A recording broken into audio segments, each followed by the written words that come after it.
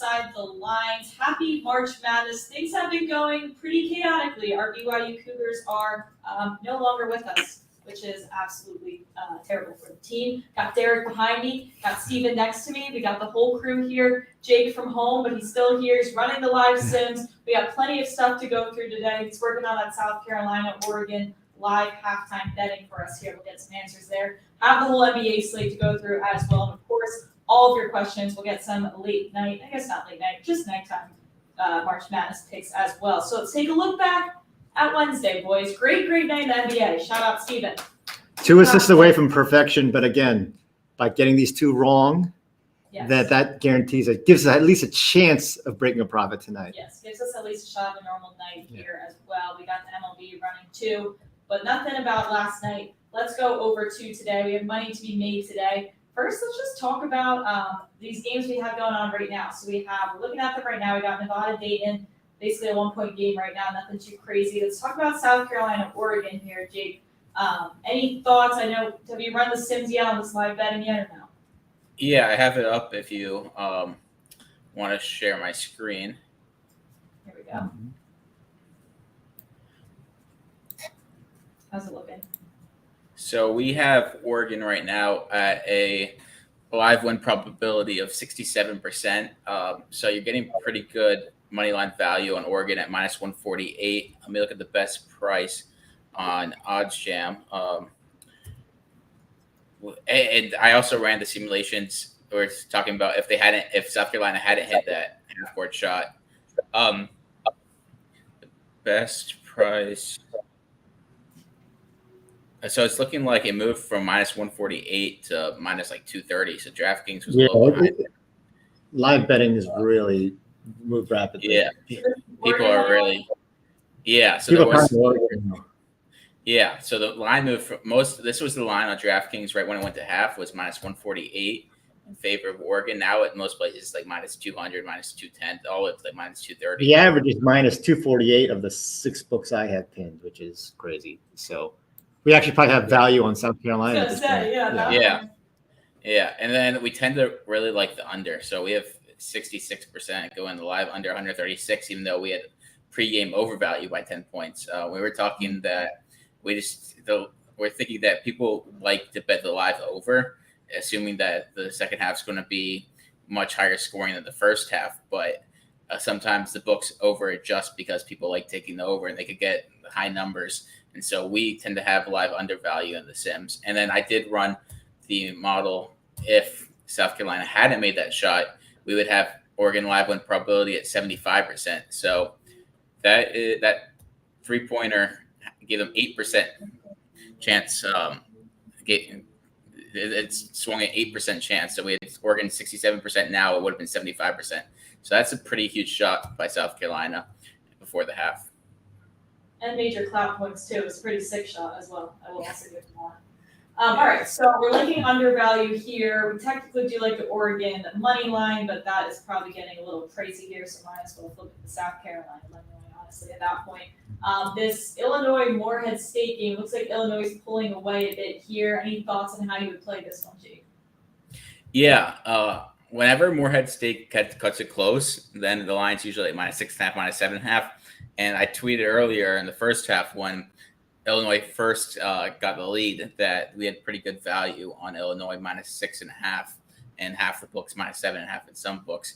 You're not going to get any value right now at that. It's at minus 10.5 is the best price you could get, but the average price is minus 12.5.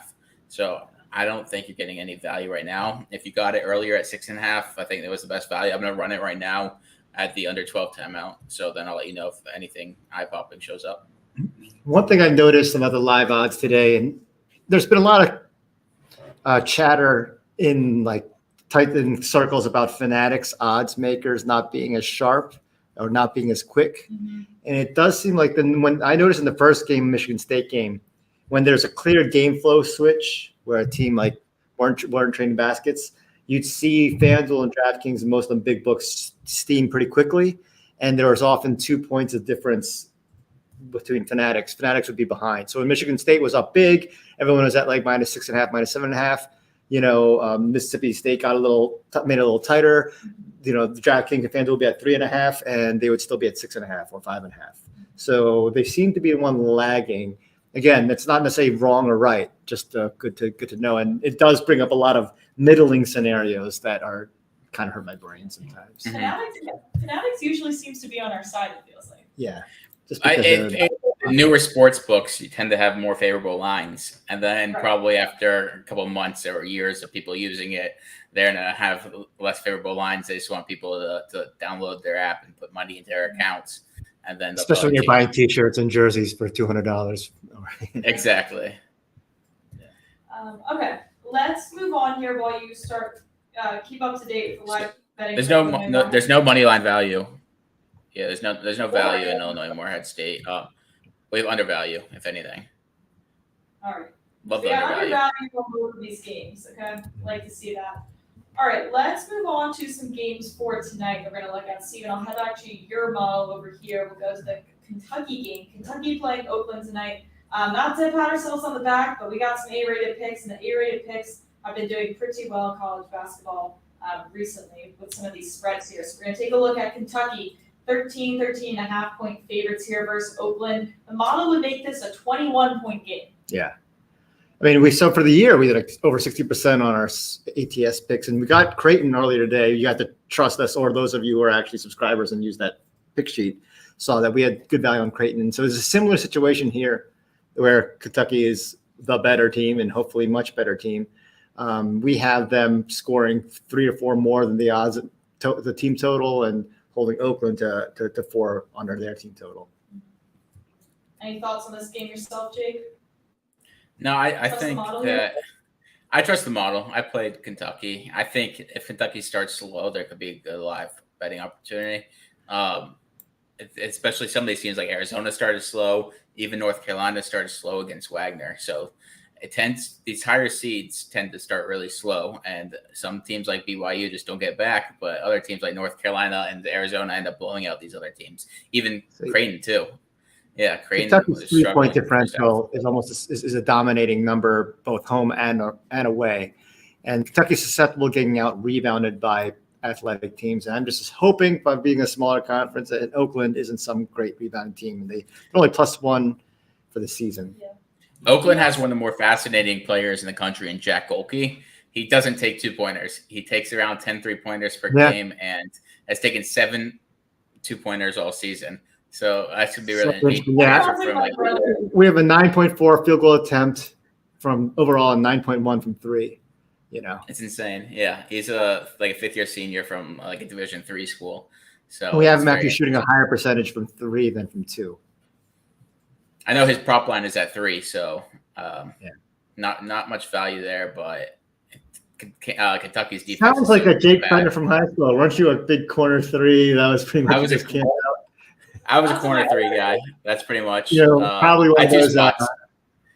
You don't get from defense. You don't get back on defense. Just drift to the corner, trying to hit a 3. Any thoughts on any Kentucky player props here, Jake? Any 3-point props for this offense? I played Rob Dillingham over, I think it's 21.5 points, rebounds, and assists. I don't mind any Reed Shepherd props at all.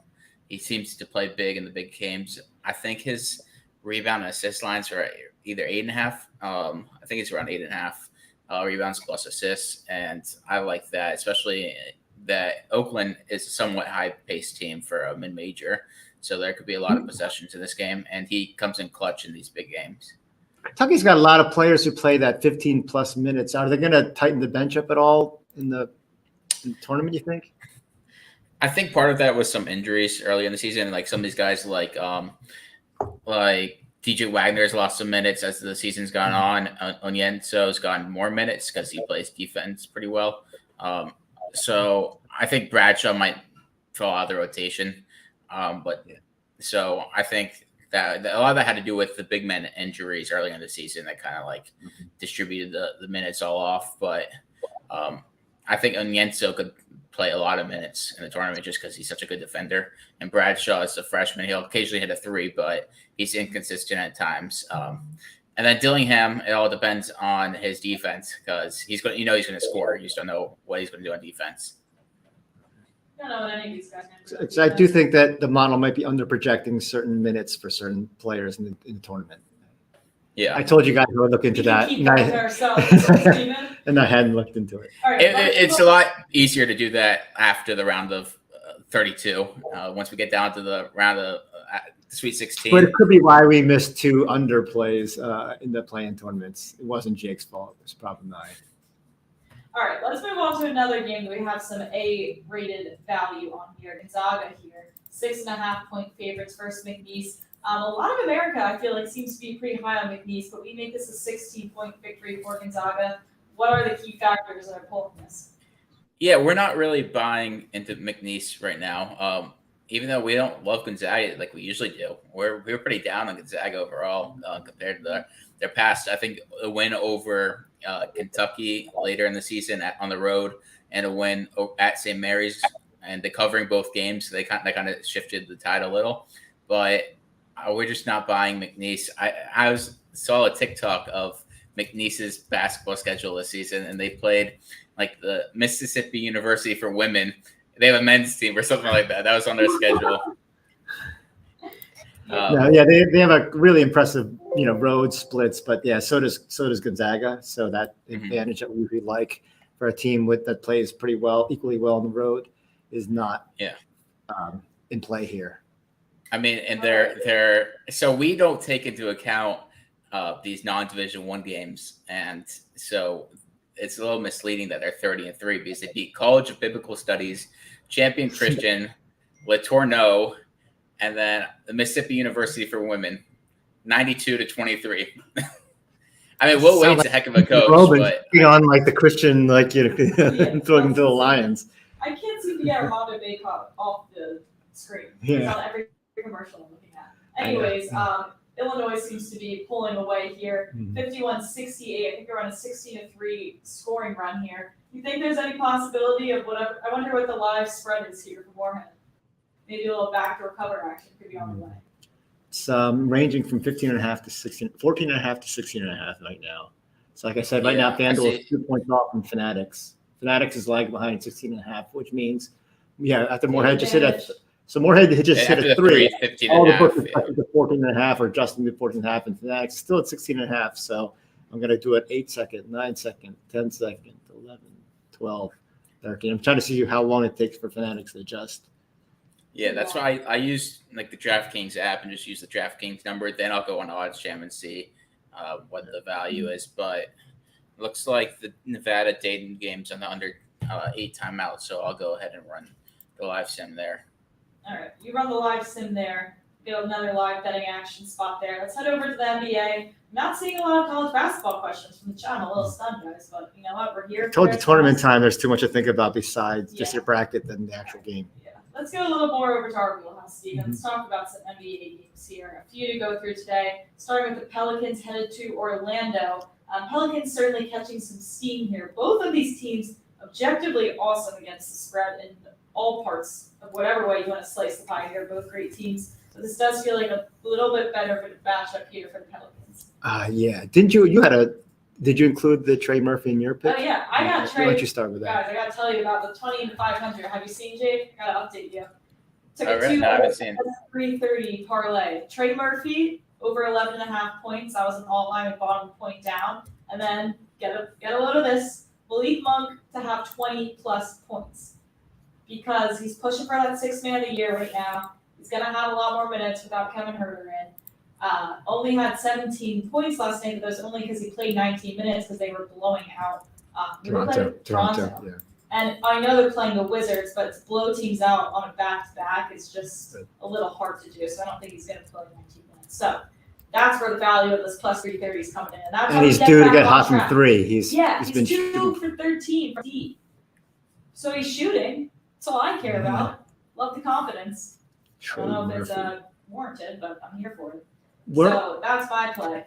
We're only projecting 3.8 rebounds for Trey Murphy, but I think that over 4 – this game is weird in general. So, before seeing the line, I would have thought the model would have favored Orlando, considering how well they played at home with their home splits, 24-9 straight up and against the spread. And they've covered 4 in a row, and 3 of them were at home. I'm just actually surprised to see the model slightly lean New Orleans than the public. And then you were saying, Mackenzie, that just a lot of people into this game really love the Pelicans in this spot. So it reminds you a little bit of when a few weeks ago when Memphis was and Brooklyn was favored at Memphis, and no one could figure out why, and then Brooklyn ended up killing them. So something's in the air. So there's a lot of indicators that the smart money is on New Orleans. I'm going to go with Brandon Ingram over half a block. Again, I'm looking for trends that give me a better fit. It's a plus money bet, so I want something that makes me feel over 50% confident, which the model has. The over is not – he averages over half a block. The over is not great, but it's better on the road. He's 3-3 his last 6. He's a streaky blocker, so you don't see this a lot. But you see a lot of these runs. He had the streak of 5 and 9 games in a row with a block. So I'm hoping his last 2 games, which he's had 5 blocks, has got him in the groove. He can get the 3 leading projected field goal attempt players for Orlando are all matchups that he could conceivably check at different times in the game. I'm hoping it should be a close game. And when he plays 35 plus minutes, he is 16-12 over. So that's what I'm banking on here. Yeah. I think it should be an awesome game. I feel like these are 2 teams that are still trying very hard. Yeah. Especially Orlando. All right, let's move on here. We'll head over to Sacramento, going to Washington again. Just mentioned my Malik Monk prop will be, I think it's normal line, it's just 17.5. I think it might be around minus 130, but I'm thinking if he's doing it, he's going to get 20 plus. So take the value. I think it was plus 145 when I got it this morning. Was tempted again to steal the pick of the Sabonis triple-double after he got, so he had 2 in his last 4 games. He got one relatively easily in 28 minutes, considering he only took 7 shots and played 28 minutes. He still got his triple-double. At this point, his points and rebounds are a lock. So this is really an assist number, and we are projecting 8.5 assists. The line is 8.5 with slight plus money on the over. So there's basically a 40% chance of the assist. Now, the problem is the line yesterday was plus 215. Now it's like plus 255. So probably the sportsbooks have adjusted that same level. But if you're going to go over on his assist, you might as well go the triple-double, because over on assist is like plus 105. So if you're going to do it, you might as well take the triple-double value. I'm going to go over to Denny Avdia for Washington. He's missed some time, and he still might miss this game. But again, I'm assuming that Washington will either play him because he's ready to go and play his full complement of minutes, or sit him. He's available. He's available, so hopefully he doesn't sit, because there are injuries for Washington. 2 guards, Koulibaly, this other small forward. So, and the backups for Washington are really terrible players. Yeah. Why not? unless Washington's really terrible and Keon, what's his name? Oh, don't talk So about it. takes all the minutes. Is that Keon Ellis? Yeah. Keon Ellis. Do not underestimate that guy. Yeah. He's been playing a lot of minutes. Don't say. So again, I'm banking on the model being right here, that given who's out for Washington and the number of shots Avdia can take when they need him as a scorer, that he will just get, out of his percentage of team 3-point attempts, he'll shoot enough, the 5 that he needs to hit this number. Kings do allow the second highest 3-point percentage in the league. So he's going to hit 1. I'm just hoping it's 2. And the plus money is improved. I was surprised in my little, what I think is nifty chart. I initially categorized this as an act now, and I changed it to a getting fancy. Simply because I rarely use that row. True. All right, let's move on. Chicago headed to Houston. Both teams just 4 straight overs for Chicago, 3 straight overs for Houston. A lot of points going on here. Do we have any value on this over? We still lean over. I mean, it opened at 213.5 on the consensus. It was up to 218 by this morning. It's ticked up slightly. We have 221.5, but that's not enough to put any real money on. Kobe White and Alex Caruso are game time decisions.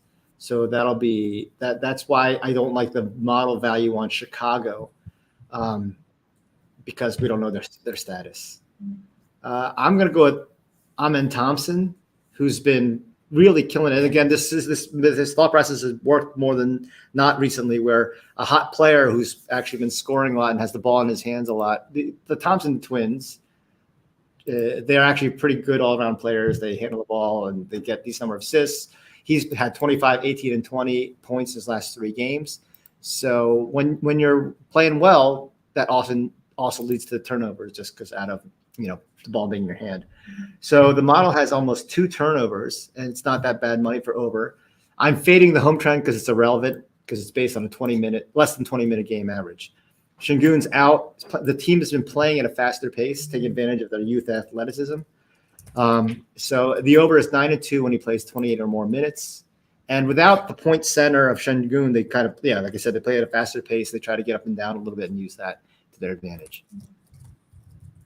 Thompson twins. Maybe I just move on to the other brother. Other ones. He's on out for the season. Yeah. Oh, sorry. Yeah. All right. He, Actually, I didn't see that. Was that last night? Yeah, I just came across. Yeah. Fair. Tough. All right, let's move on here. We'll go to Brooklyn, going to Milwaukee. Our boy Bobby Portis Jr. came in clutch for me last night. You had written him off. I did write him off big time. I was done. Yeah. All right, so what do we like here? Cam Thomas, over 22.5 points. He averages 21.5, so, it's not insane. He averages less on the road, and the trend for the season is bad. But I'm looking at his last 6. So Brooklyn is pretty much given up. They got nothing to play for. They have a lot of perimeter scorers. That's the strength of their team. So they arguably don't need Cam Thomas for the long haul. I don't think they're going to build around him. So I'm hoping that they're trying to feature him in the hopes that they might be able to get some kind of use him in some trade capital, maybe, get the number 1 pick if they don't have the number 1, depending on how they do in the lottery. But either way, I think they're incentivized to let him get his run. I like the fact that he's been averaging 26.5 for a nice stretch here. Guards who average similar numbers, 20-23 this season against Milwaukee, actually averaged 25.4, well above the 21.5 average you would expect. 9-4 over 22.5 points. Not to go backwards here, but a few questions on the Rockets game here. We're at the Rockets. Jeff Green over maybe 3. We have 0.7, so that's a lock. That's 40% value. Yeah. Sounds like a lock. Take it. Scrap everything. It's all Jeff Green tonight.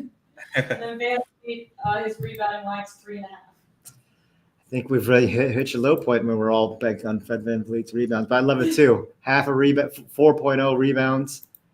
Right. Another lock. Another lock. Yeah. Great job, guys. Okay, moving on back to Utah, headed to Dallas. All right. What's Utah's deal? I feel like I've ignored this basketball team the past few years. So is most of the world, I think. Markin will play, I think. They've been managing his recent injury, letting him rest yesterday. How did Hendricks do yesterday? Not great. He started 2 points and 2 rebounds early. 12, 4, and 1. I guess that's pretty good in 24 minutes. Yeah, but nothing that. His blocks have been interesting. He's tempting me to get a block prop. 3, 1, 1, and 3. Yeah. In his last 4 games since coming back. So what's his line going to be at? Because it looks like he has 1, 2, 3, 4, 5. That's what I'm saying. It might be like not too bad, minus 125 over half. Yeah, but he has a block in 7 of his last 9 games. Let me check odds jam for that. That's an interesting prop. Yeah, please do. That's looks like Oregon's pulling away here. That's good. But South Carolina that's a call back. Granted, there's only 3 minutes into the second half. Yeah. Luka triple double. I like depends on the odds on that. But again, his assists and points are looking strong. And not a lock like Sabonis rebounds, but still, the average simulation is nearly over 10. The 8 rebounds, that'll scare me. I think he was pacing low his last 2 games in the rebounding side. Then he would get it in the fourth quarter. So maybe he's particularly conscious of his triple double stat. Let's say Hendricks is at minus 150 over half a block. Interesting. I like Kyrie Irving over 4.5 assists. It's not too bad at minus 135. Model has 5.1 assists, solid home trend, 15 and 10 over. The higher average during Ramadan, except for day 1. I think there's a nice buy low value because overall The last month he's at 4.6 with a 4-10 over, but all the fours are recent. He just had 3, but he's been on a nice little stretch recently. So it looks like he's come out of this stretch of a lot of unders in a row. 1, 2, 3, 4, 8 in a row. He's back. Yeah.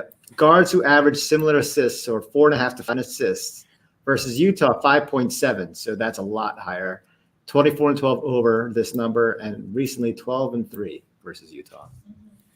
All right. Scary over 4.5 assists. We like. We're in line of agreement with Japan over here. All right. Love to see it. All right, let's move on. New York headed to Denver. New York having themselves a little bit of a run. Seems Just as for though smart money is not buying it. All right. Real quick, yeah, Kyrie is at 4.5 rebounds. We have the exact same line, so we don't value either way on the over. Don't hate it though. Yeah. Sorry. Where was Oh, he was talking about, sorry, I thought he was on assists. My head's all over the place. I'm looking at 4 TV screens right now and hosting a show, which is probably frowned upon. All right, let's look at some questions here. PJ, over 5.5 rebounds here. Who's PJ? I'm trying to think of who PJ is. PJ Washington? Or no, he was in this game. Maybe he's asking about the Dallas game. Yeah. Okay. Over 5.5. We have 5 rebounds, but has he been rebounding on a much higher clip as a Mav? Which he has. So it looks like his minutes have also been at 35 minutes. So we have him at 30 minutes and 5 rebounds. So he plays 35 minutes. Much of a blend of his Charlotte days where he was playing behind, 2 guys. So he was only 5.4 rebounds for the season, and he's been getting more recently. I'm just gonna do a quick. What's the number? 5.5. Yeah.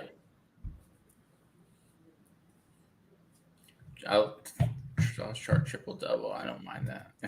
Yeah, last month he's at 6, and last 7 6.3. So, yeah, I wouldn't. I don't hate that based on what we're seeing here. Utah is a good rebounding team, not nearly as good on the road, but that's the only reason why you might be hesitant.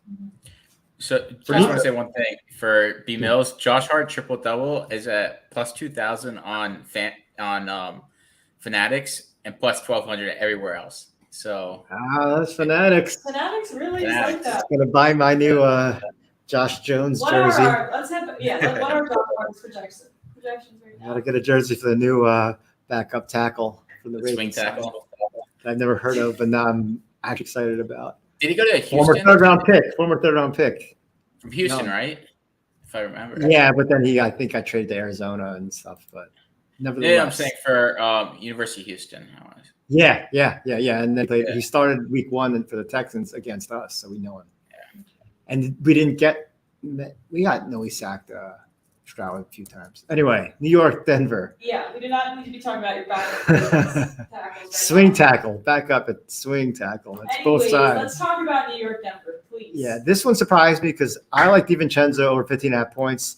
This morning it was at minus 130, and it was 16.5 most spots, but it's come down. So the model's at 17 points. No OG Anunoby, and Bogdanovich from Detroit is not playing well with the Knicks. Not seeing many major minutes, not shooting that well. He's got a higher over percentage on the road, but the biggest thing is obviously the last month when he had that run where he was scoring a ton and taking a ton of shots. But the last few games, he's been back to his low 30s minutes, so maybe there's another game he can bring back that 38 minute, get Josh Hart type of run. He had 16 points in one game versus Denver. The Thibodeau, it's working in terms of the scoreboard. He's really leaning in onto starters. So. And when DiVincenzo gets 27 plus minutes, the over is 21-7. And Denver's 3-point defense was excellent at home last season. They allowed 33%. They're still okay, but they allowed 36% this season. So it's considerably higher than a year ago on their home court. Tends to happen when you're not as hungry, a little more confident that you can just turn it on as a champion at home, especially. I'm in on a double boy. Mm-hmm. All right, let's move on. We got one more game to get through, and then we have happy average at 10. So let's get through this here.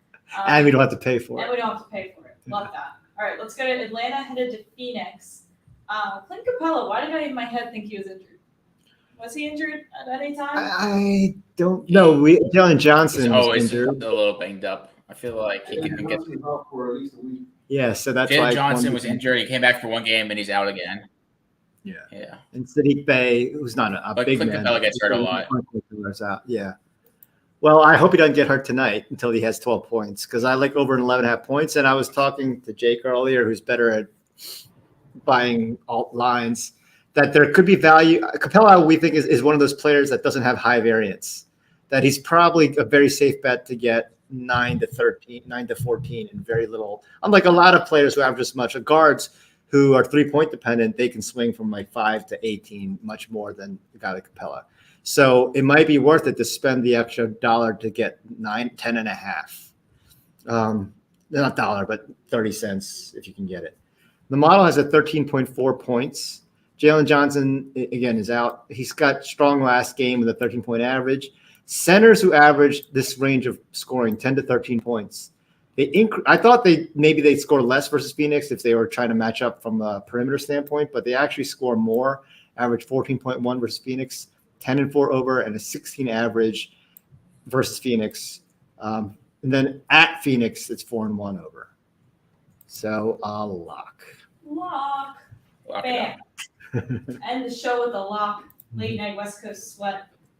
Should we show right before we head out? Should we show Yeah. the Sims for the? And I've always wanted. It's in a little live betting action for the kids. So it's almost half. Nevada just scored. Let's see. It's weird. So it looks like there's a little delay in updating the odds for DraftKings after each basket. So there's like a little window if you get it in there. So it looks like the main line's minus 425, and then 300, just about. Now it's 7.5. Okay, so 7.5. Let's run it. We have Nevada winning 77% of Sims, 56% to cover minus 7.5.